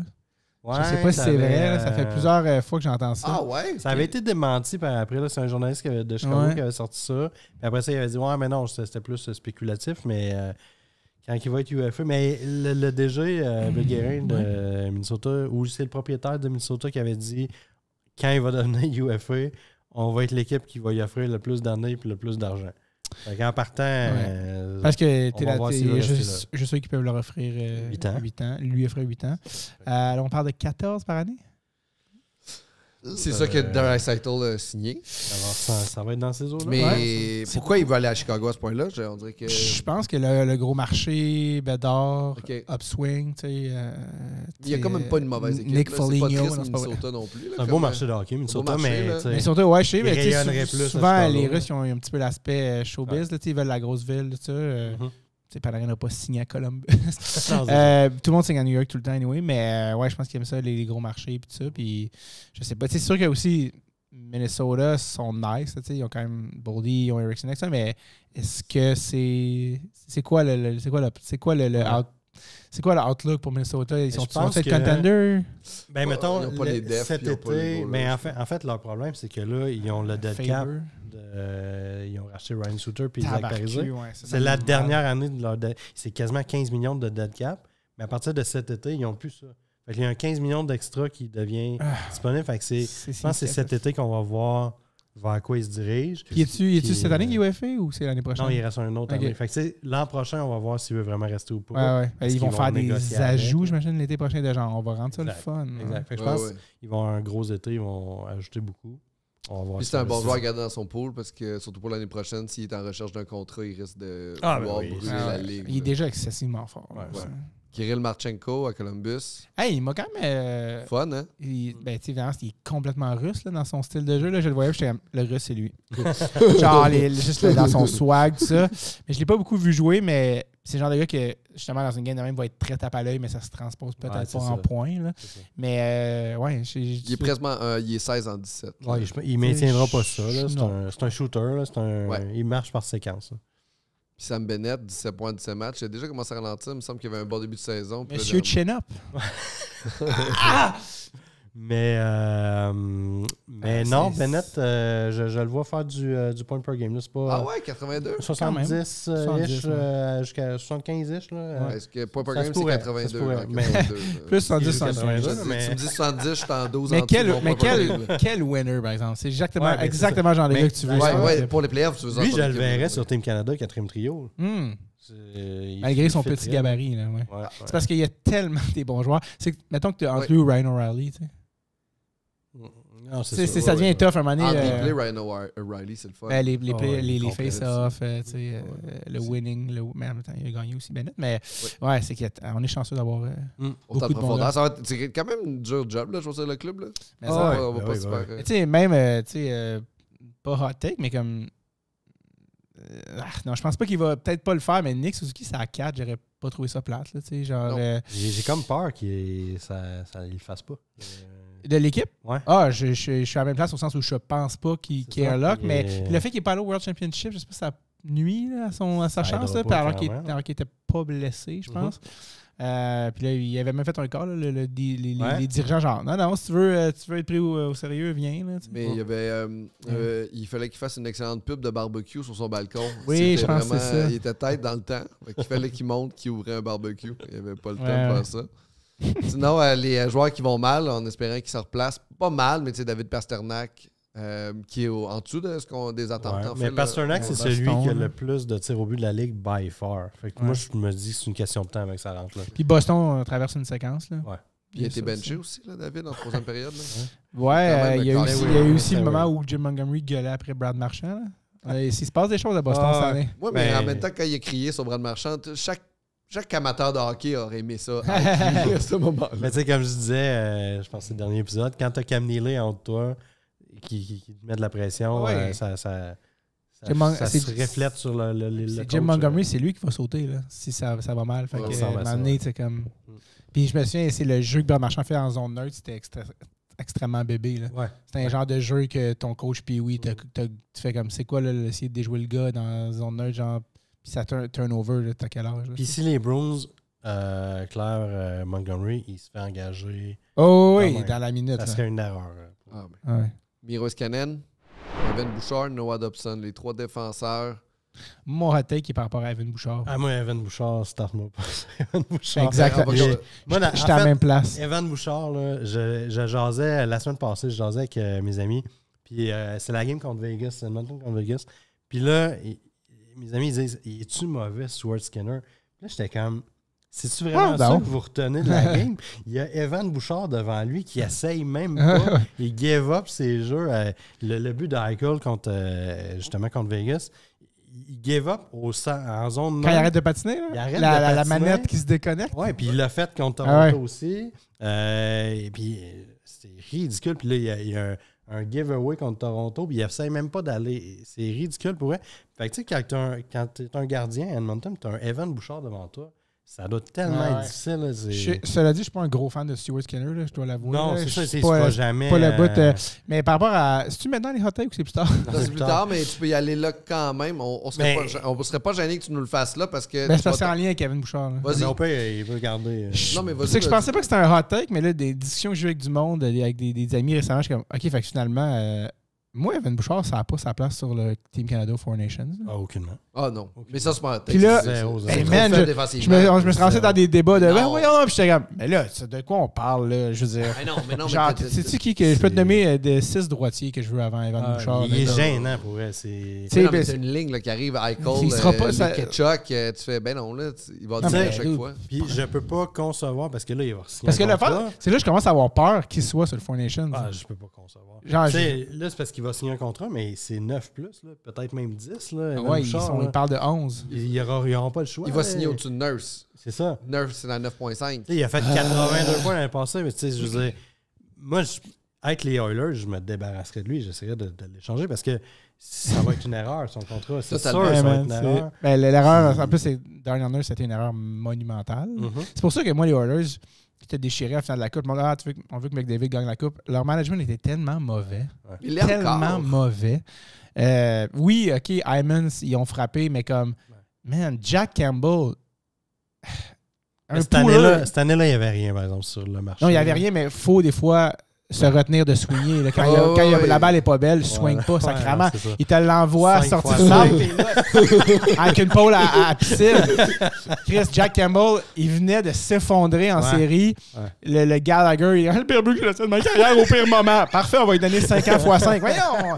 Chris, c'est genre, attendez, il fait n'importe quoi. Ah non, mais c'est dégueulasse. Après ça, Ryan Nugent-Hopkins prend une baisse salariale pendant que les autres vont chercher le trip. Je suis comme, OK, comme dirait Crosby, une baisse salariale, ça marche juste si tout le monde le fait. C'est ça.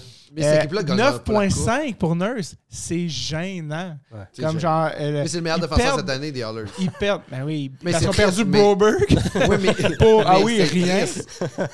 Holloway, c'est 2 first round. 2 first round. Tu sais, c'est comme Mathias Ekholm, c'est un des seuls bons mots, mais Ken Holland avait déjà plus la main à la fin à Détroit. Là, je sais pas, la mémoire à court terme, on se rappelle les bonnes années 97, 98, 2002. Ils l'ont ramené. Ça marche pas, mon chum. Bon. Fait que, tu sais, je veux dire, t'enlèves Bouchard sur le powerplay, là. C'est pas lui qui fait marcher McDavid puis Draisaitl. Tu mets n'importe qui avec un heartbeat sur le powerplay, il va faire des points. Là. Oui. Tu mets Matheson là, sur le powerplay à Edmonton, il va racker des points. Là. À pas mal moins que 11 millions par année. Exactement. Fait que tu sais, c'est ça. Je me rappelle les années de Tyson Barrie, là. Le powerplay, il avait la rondelle dans sa zone. Il faisait même pas une passe. Il la laissait à côté, puis McDavid passait. Boom! Il allait faire le jeu, mais une petite avait une passe pour passe. Barry. Tyson Barrie, un de ses quotes préférés, il était à Colorado. Puis McCarr arrive en fin de saison. Puis Barrie fait comme... Ah, ben moi, ça achève. Il l'a vu, le droitier powerplay, il fait comme... Ben moi, il m'en reste plus pour mon temps ici. Il avait vraiment dit, la première pratique que j'ai vu McCarr, j'ai réalisé que mon temps au Colorado était terminé. C'était compté, et puis il était échangé pas longtemps après dans l'échange de quadrilles. Wow! C'est très drôle. Ça. Mais non, mais Bouchard... Fait que Bouchard, pour vous... OK, fait que là, je suis content de voir que je suis pas genre comme... Parce que, tu sais, on parle à droite, tu sais, les Pietrangelo de ce monde, là, tout ça, bien avant, évidemment. Moi, il y a un pooler en ce moment dans mon pool qui protège Evan Bouchard comme si c'était la prunelle de ses yeux, là, comme quoi si c'était... Mais je veux dire, il fait des points, pareil. Il a 10 points en 18 matchs, il est moins vite que il est moins hot que l'année passée, puis... mais défensivement, ça peut pas être ça. Là. C'est catastrophique. Imagine, quand on va jouer contre Team USA, là, ça va arriver vite, mon chum. Puis Noah Dobson, ça va se replacer. Ben oui, là, il y a toujours... Lui, est-ce que tu penses qu'il fait le Four Nations? Oui. Noah Dobson, oui, 100%. Puis puis Miro Scanen, ça va se replacer aussi. C'est une question. Miro Scanen, on tuerait pour avoir ces joueurs-là. Il faut juste calmer nos attentes offensives. Il a vraiment bien starté sa carrière offensivement, mais il faut juste... calmer nos attentes un peu, mais c'est un bon défenseur. Il y a une belle profondeur là, Dallas. Phil Guérin disait, en faisant les rosters Team USA, il est GM de l'équipe américaine, il est comme, on se met à couper des cheveux en deux en parlant de joueurs qu'on tuerait pour avoir sur notre équipe NHL. Puis on est comme, ouais, mais lui, dans telle affaire, c'est comme, hey man, tu sais, genre, comme, on voudrait ce gars-là dans notre équipe parce qu'il est à mourir. Ouais. Maintenant, on est rendu aux questions, les gars. On est déjà rendu le segment de questions. Il y a une seule question cette semaine. Pascal, peux-tu me redonner mes clés? Oh, c'est ma place. Pardon, ça c'est personnel. Parce que j'ai le message complet qu'il a envoyé. Fait que là, la question est à bas. Bon. J'ai échangé Robertson pour Demidov, Mercer et un choix de 1. Qu'en penses-tu? Nick ou Jason? Jason Robert. Je souhaite que ce soit au moins Jason. Non, ça serait très drôle. Contre Demidov, Mercer and a first pick. Moi, je fais ce deal-là any day of the week. Moi, si je suis côté Demidov... Attends, tu le fais de quel bord? Je trade Robertson contre pour Demidov. Contre Demidov, 1 pour 1, je le fais. Oui. Mercer, first, c'est du gravy. Là. Robertson a comme topé, puis j'ai l'impression que là, le fait qu'il n'est pas super rapide, qu'il est un peu unidimensionnel, ça le rattrape vraiment. Demidov, un first, puis il y avait même un autre affaire. Dawson Mercer, que j'aime beaucoup. Oui, qui est bon aussi. Oui, c'est deux bons joueurs. Mais encore une fois, c'est quoi aussi, genre, dans le sens que Demidov s'en vient pas tout de suite. Mettons, c'est-tu qui est contender cette année? Je sais pas, mais oui, je pense que le gars qui a reçu Demidov, Mercer, first round, il est en train de tanker. Clairement, mais oui, clairement. Moi, j'ai excellent trade. Justement, vous autres, Jason Robertson, c'est quoi votre... je trouve ça intéressant parce qu'à un moment donné, il y a eu un buzz sur Jason Robertson, là, puis... c'est intéressant parce que ces gars-là, c'est les gars que toutes les équipes manquent au draft. Puis que 4 ans après, tu fais... Qu'est-ce qui s'est passé, les amis? Fait il y a comme des leçons à prendre de ce genre de joueur-là, de qu'est-ce qui a été overlooked. T'sais, justement, son patin n'est pas chic, il n'est pas rapide, il ne sera jamais excessivement. Mais Callis, il fait 40-50 goals, c'est quoi? Mais sa production a descendu beaucoup l'année passée par rapport à l'autre année d'avant. Puis là, cette année, on dirait qu'il est encore en voie de ralentir. Et ses playoffs l'année passée n'étaient pas phénoménales, ils étaient vraiment très ordinaires. Il n'est pas vieux. Là. Non, 27-ish. Okay. 27-ish, mais quand même. C'est-tu le slump d'après gros contrat? 25 ans. 25. Il est jeune. Mais il y a eu une grosse saison, il y a eu 2 saisons un peu plus ralenties. C'est-tu un joueur de 90 ou c'est un joueur de 80? Plus 80, je pense. Probablement, ce qui est vraiment excellent. Je pense qu'il n'y a pas un gros salaire. Là. Jim Neal fait des beaux contrats. Là, c'était quand même pas si peu son contrat. Jake Hollinger, qui n'est jamais payé. Je suis comme bon. Je comprends pas, honnêtement. Après le contrat de Swayman, il aurait pu. Et calasse, man. Ben, il paye pas de taxes. Ça, c'est le boule fun. Mais son contrat d'avant, Hollinger, j'étais genre. C'est qui ton agent, là? Genre comme, man, t'es un des meilleurs de la ligue, là. Qu'est-ce qui se passe, là? Je trouvais qu'il y avait Jake Hollinger que j'avais été voir avec Charles Pellerin puis Sam Morat. Puis on est allé à Boston pour voir Kel McCarr qui jouait à UMass à l'époque. Okay. Il jouait contre BU. Puis BU avait Brady Tkachuk. Je pense Dante Fabro, Jake Hollinger des nets et Shane Bowers. On en parle moins de lui. Ouais. Mais ouais, Jake Hollinger était déjà... Mais il est fort, Jake Hollinger. Tellement fort. Question gardien, rapidement, de Paul aussi. D'ailleurs, excuse par rapport à Jake Hollinger, si vous voulez un invité au podcast, Charles-Olivier Saint-Cyr, qui est humoriste, c'est un gardien. Okay. Puis c'est un ancien, il goal encore, mais lui, c'est vraiment intéressant parce que les gardiens, ils n'ont pas la même vue de la game. Quand tu n'as pas été goaler, justement, genre, même les scouts sont comme, je sais pas, c'est quoi ça, là, tu sais, je peux pas te dire. Fait que lui, à chaque fois, Hollinger, c'est un de ses idoles, il capote dessus. Puis c'est vraiment intéressant. Si vous voulez inviter quelqu'un qui a un point de vue de goaler sur. Justement, Skinner lui donne de l'urticaire. Il est comme sacrément du col. En même temps, tu sais, mettons, t'es Stuart Skinner, puis mettons la game contre Toronto. Il arrive un 2 contre 1, puis c'est Evan Bouchard, ton défenseur. Tu sais, t'es gardien, tu t'attends à ce que la passe se rende pas. Fait que t'as comme pas le choix de tricher parce que tu sais que c'est Bouchard. Il interceptera pas la passe. Mais Skinner, il goal au feeling. Oui. C'est ça. Le feeling étant la mélancolie. Je te disais que son feeling, c'est la mélancolie. Je voulais savoir, qu'est-ce que vous pensez, vous autres, de Swayman ou Ullmark, les deux qui n'ont pas des. Ullmark a un meilleur début de saison que Swayman. Là. Swayman, c'est doudou cette année. Là. Qu'est-ce que ça va-tu se replacer? Moi, je pense que Ullmark, c'est qui? Ben justement, je pense que c'était avec Charlot qu'on parlait, puis il était comme Ullmark qui dit il faut que je me replace. Il est comme. Il n'a pas perdu, tu sais, il n'a pas. Arrêter de savoir gauler. Il goal plus derrière les Bruins de Boston. Il goal derrière les Sénateurs d'Ottawa. J'ai l'impression que ça revient au Ullmark qui goalait à Buffalo. Là, tu fais comme Chris, il se fait pincer tout le temps à Buffalo. Et ça revient à Jim Montgomery qui avait monté une structure pour que les gardiens étaient comme c'est le fun. Mais Swayman, il réussit pas cette année dans cette structure défensive-là. Il goal en bas de 900. Il est pas génial en ce moment, là, notre ami. Moi, encore une fois, c'est dur à dire. Moi, j'ai pas vu les games. Elle avait vu jouer. J'ai pas vu les mes games, yeux. j'ai juste vu ses stats. Je vais les sortir. Mais je pense que c'est un symptôme de toute l'équipe des Bruins. Il y a quelque chose qui ne fonctionne pas à Boston. Exact. Puis c'est ça. Je pense que c'est un symptôme de tout ça. L'attaque ne produit pas. La défensive. Swayman, mais tu sais, Swayman, il n'y a pas eu de camp d'entraînement non plus. C'est bizarre comme arrivé. Je pense que tout est. Il est pour 8,88 en ce moment, puis 3,35. C'est avec le contrat qu'il a signé en plus, là, tu ne peux pas te permettre d'avoir des.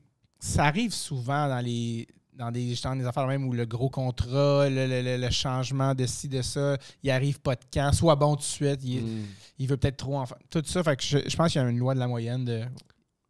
Swayman est un bon gardien de but. La pression de son nouveau contrat. Là, exact. Peterson vit ça en ce moment. À Boston, ils ont une crowd un petit peu intense pendant les négociations. Je ne sais pas si tu avais vu la pancarte. Je ne me rappelle pas c'était quoi l'offre des Bruins, mais il y a quelqu'un des Stades qui avait fait une pancarte. Prends ça ou va-t'en. C'était vraiment. J'étais comme OK. Cam Neely l'avait call out. Ce qui avait été comme.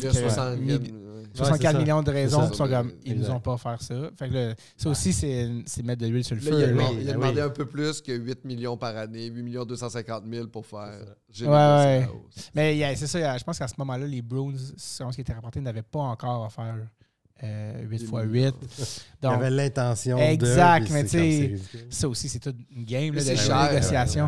Moi, j'avais trouvé ça intéressant quand Dubas était parti parce que là, c'était une game de négociation. C'était pas un joueur puis un GM, c'était un président puis un GM qui jouait avec les médias. Puis il n'y avait plus de contrat Dubas, donc théoriquement, il n'y avait pas à se faire renvoyer. C'était juste négocier ou pas. Puis toute la manière qui ont joué ça, j'étais comme... Puis c'était vraiment intéressant. Moi j'étais comme, OK, Dubas, il a fait fuck that, puis il est parti à l'autre. Puis mon père, lui, était comme, c'est Dubas, c'était qui? J'étais comme, quand tu l'as vu de même, moi, dans ma tête, genre, Shanahan a joué ses cartes aussi. Tu sais, comme tout le monde a joué sa game de relations publiques. Puis c'est ça qu'il a fait, encore une fois. Canelli, il veut qu'il choke, là, il pousse, puis bref. Il a mis de la pression. Puis la crowd de Boston, très col bleu, très émotif, très genre... Très investi émotionnellement. Merci beaucoup, David Bocage, d'être venu au podcast. Merci. On va te voir aussi en spectacle. Il y a Dread sur le Tape, ton podcast qui est là. Toujours, allez voir ça. Puis, 9e saison. Puis ton show qui va sortir. C'est quoi la première de ton show? C'est quand? 26 mars 2025 au Club Soda, les amis. C'est cool parce que là, ça, je pense que ça sort comme pas longtemps après qu'on le tape. Ça qui sort demain. Ben, génial. Dans le fond, on l'a annoncé la semaine passée. On a annoncé mon premier one-man show officiellement intitulé Super Normal. Des mots jamais utilisés pour me décrire. Jamais. Qui sort le 26 mars officiellement au Club Soda à Montréal. Puis on a aussi une première médiatique à Québec au Grizzly Fuzz 2 jours après le 28 mars. Puis on a plein de dates. Parce qu'en même temps qu'on a annoncé le show, on a sorti une quinzaine de dates. Fait que davidbocage.com, je vais passer dans votre coin, allez voir ça.